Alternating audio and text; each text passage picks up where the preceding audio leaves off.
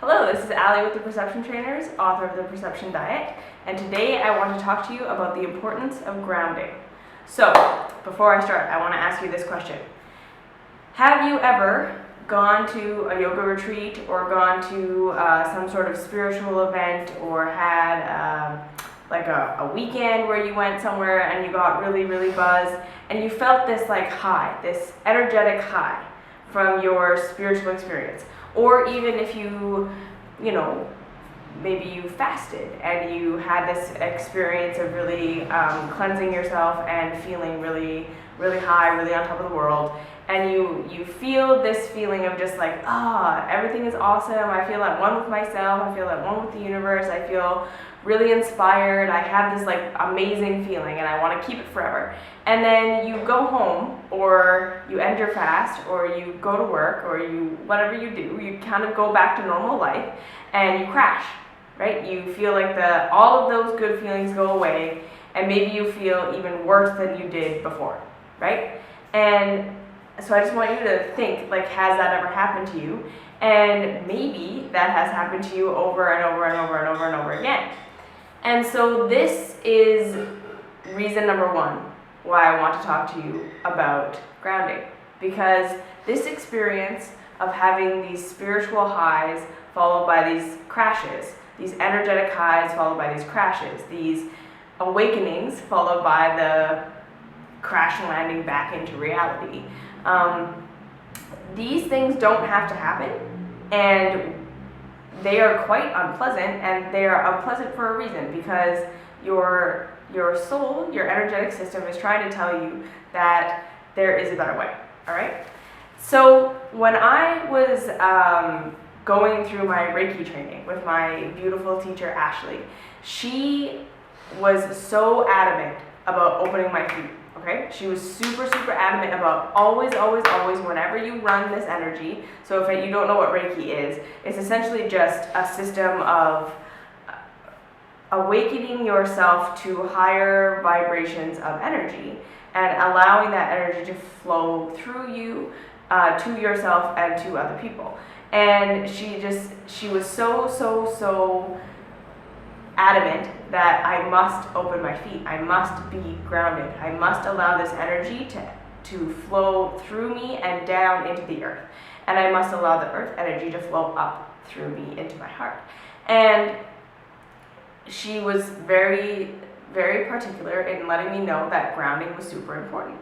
And when I first started working with her, I was so resistant to grounding, okay? And this is the reason why I wanted to talk about this, because I know that so many spiritual people out there, so many light beings out there, so many healers, intuitives, people who feel called to this kind of work, people who feel called to this kind of lifestyle of energy and healing and all of this, we tend to be so attracted to all the light stuff, right?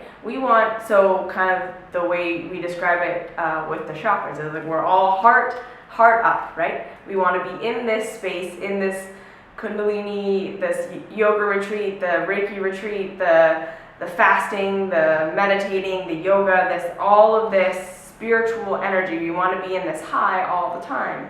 And we just don't want to have anything to do with these lower chakras. And for a long, long time, spirituality as a whole really manifested this resistance to the lower chakras by saying, like money is bad, possessions are bad, subdue the body, subdue the appetites, try and get rid of all of that stuff and just be heart up, right? And what this did is it led us to being very spiritually unbalanced, and it made us able to understand and have access to all this really high information and this really high knowledge and these really high frequencies, right? So we can get into these ecstatic like states from our spiritual practices and from our self-development practices and our personal growth practices, and we can get into these states where we just feel so in alignment with ourselves and so in alignment with the universe. But we can't hold it, right? We always end up crashing back to reality, going back to our job, going back to our partners, going back to our kids, going back to our life, whatever, and we can't hold it. We can't maintain that high or that understanding, And this is because we have been so resistant to grounding, right? We're all tend to be a little bit or a lot of it afraid of these lower chakras, afraid of this grounding, afraid of this connection with the earth and connection with the earthy parts of ourselves, okay? So because of this rejection, because we have said, you know, this stuff is spiritual, this stuff is not. All the lower stuff from heart down is not spiritual and we shouldn't deal with that. And we need to try and get rid of it. It's made us so that we have these, like I say, we have these spiritual understandings, we have these experiences, but we can't hold it. We can't hold the energy. And then we crash. And it's unpleasant, okay?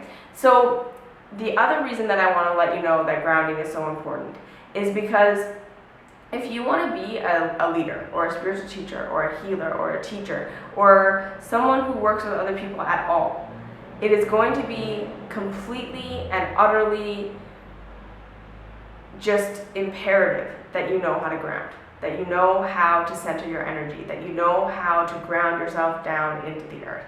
Because if you don't, right, if you do not know how to do this, you will be operating from heart up, right? So you'll have all this inspiration, all this energy, all this whatever, and what happens is things will get stuck in these lower chakras, right? And you may manifest health issues, you may manifest lots of fatigue, you may manifest weight gain, like we want to protect ourselves from the energy of the people around us. And generally what I've seen in my own life and everyone else's life is, especially the healers, when we don't know how to ground, we crash, right? We go and go and go and go and go until we're so depleted that we just can't go anymore. And we can wind up with like emotional issues like anxiety, depression, like I say, wind up with digestive issues, wind up with we put on weight to protect ourselves because we are not grounding our energies, okay? So I hope that you can start to see and start to understand that this whole idea of grounding is not something that we should take lightly, especially if you want to be in the spiritual realm. Because if you're not grounding, if you're not paying attention to these lower three chakras, if you're not paying attention to connecting to the earth, if you're not paying attention to taking everything that you're learning and integrating it into your being, you won't be able to hold it, right? You won't be able to sustain what you want to do. And what good is it to go to a spiritual retreat or to have this revelation or whatever and feel that high if you're just going to crash and forget it all, right? And then you feel like you're kind of on this cycle where you go to these things or you do these practices or whatever and you have the high and then you crash and completely forget and then you have to go and re-remember and then you crash and completely forget and you have to go and re-remember, and it's just kind of like you're blocking your own growth, right? We don't need to keep going over the same thing over and over because we keep forgetting because we're not able to ground it. We're not able to solidify it in our beings. And that is why grounding is so important. So if you feel resistant to grounding, I want you to think of these two things. Number one, I think we can all agree that we're moving towards unity consciousness, right? We're starting to move away from this, these things are spiritual, these things are not. The spirit and the emotions and the intuition is spiritual and the body and the mind are not. To sit and meditate all day and have a spiritual life, you have to renounce all of the physical things because all the physical things are not spiritual. I think we can all agree that we're moving away from that kind of thinking and we're realizing that everything is God. So if everything is God, we need to learn to integrate everything into our spirituality. We need to learn to understand that all things are a part of this whole. All things are a part of your spirituality. So these lower aspects of yourself are really not lower at all. They're equally as part of God as everything from the heart up. And when we can learn to integrate those things, when you can learn to integrate those things, when you can learn to draw all that light and love and higher wisdom and higher knowledge energy down into those anchoring parts of yourself, you will anchor that knowledge into you, right? So that you don't have to crash and go and re-remember and crash and go and re-remember. You can start to climb higher and higher and higher and higher. You make room for yourself to evolve, right? Because of this unity consciousness. So grounding is not so much about disconnecting from the spiritual so that we can go and be in the physical. It's about uniting the spiritual and the physical, the spiritual and this 3D reality, and bringing it together, because that anchoring is what we're here to do. That's what unity consciousness is, okay?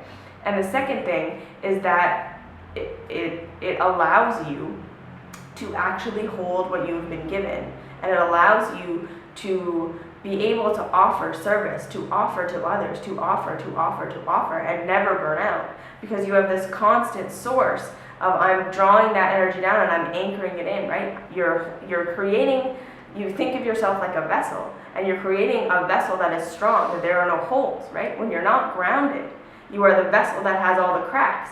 So you draw the light in and it leaks out because you can't hold it, right? But when you're grounded, when you're focusing on grounding, you are allowing yourself to be that vessel that is strong enough to hold what you have drawn and to hold it and to maintain it, you see? So you may not feel the same highs. You may not feel the same like, whoa, I blew myself right out of my reality, but it's a more sustained high, you see? And you just don't crash the way you used to. And like I say, it makes it so that you can be more sustainably giving, all right?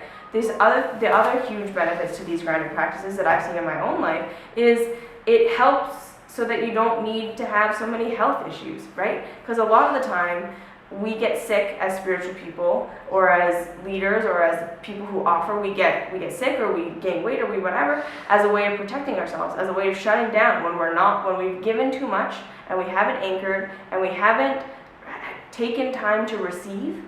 We burn out, and then we have to get sick, or we have to gain weight, or we have to do these things to protect ourselves. But as you learn to ground and as you learn to receive, because these two things are one and the same, you will notice that your body becomes so much better able to handle your healing work, and you don't get sick as often, and you don't have this like feeling that you need to protect yourself from everything around you, because you feel fortified, okay?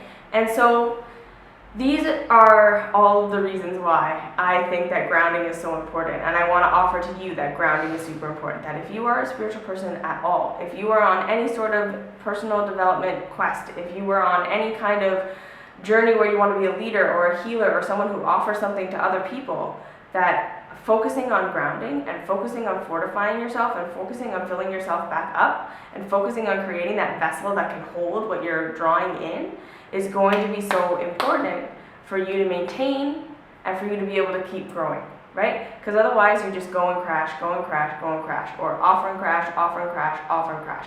And that's not, you don't deserve that, okay? So the last little thing that I want to say about this grounding thing is, generally when we have a resistance to grounding, what we really have is a resistance to receiving, okay? So we have a resistance to these lower parts of ourselves. We feel like these parts of ourselves are not spiritual and we have to get rid of them. And we feel like to receive is selfish, and we have this whole block around receiving. And therefore, like I say, we can have these highs and we can have this practice where we're giving and we're giving and we're giving, but we're not going to be able to maintain it because the vessel isn't strong, and because we're not refilling. We're not filling back up. We're not refortifying. And therefore we go until we burn out, and then we need to get sick so that we will take time off.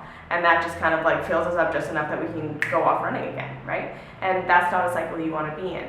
So I want you to consider that if you feel resistance to grounding, if you feel resistance to receiving, that this is a really important thing that you need to look at inside yourself and start to work on, because that kind of block is going to block you from being the person that you want to be, right?